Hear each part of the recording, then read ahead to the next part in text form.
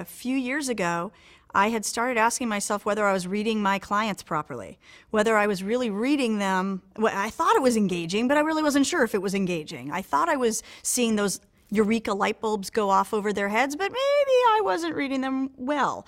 So I decided to just ask them. And there were all sorts of questions I could have asked, but really they all boiled down to, what is engaging to you as a learner? If I'm being engaged in it, I'm actually enjoying the lesson, and I'm following along with it, and I'm having fun doing what I'm doing in the classroom. And without being engaged, it's like, okay, that's interesting, but you don't really grasp onto it so clearly.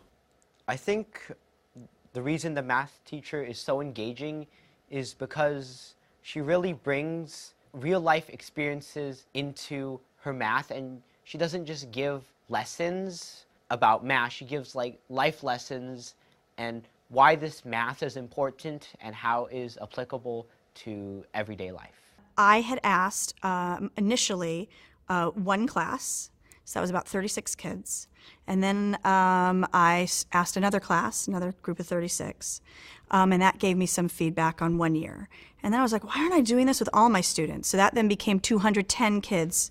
So from that came this idea, well, why am I stopping with my students? Why aren't we finding out what engages kids all over? And are there any patterns to be seen here? So one of the things I also noticed when I got these results from all these students was that everything they said was backed up by research. And so in this particular book, I'm really able to blend the voice of students with the voice of these academics. And I think for that reason, it becomes a much stronger relationship and one that we can trust a little more. Readers are going to find a lot of different things in the book, whether they are new to the profession, welcome, or whether they are veterans to the profession, awesome.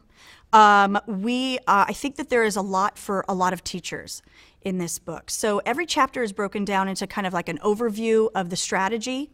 And then I go into that research, that academia that really backs up what these students are saying.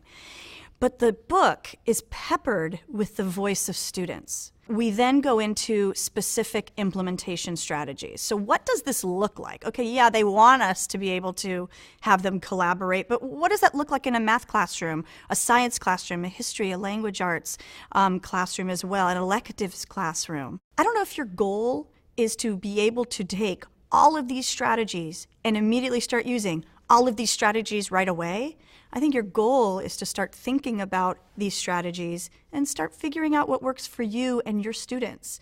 Because I think if you're hitting even a fraction of these, you're really focusing on engagement, and your kids will thank you for it.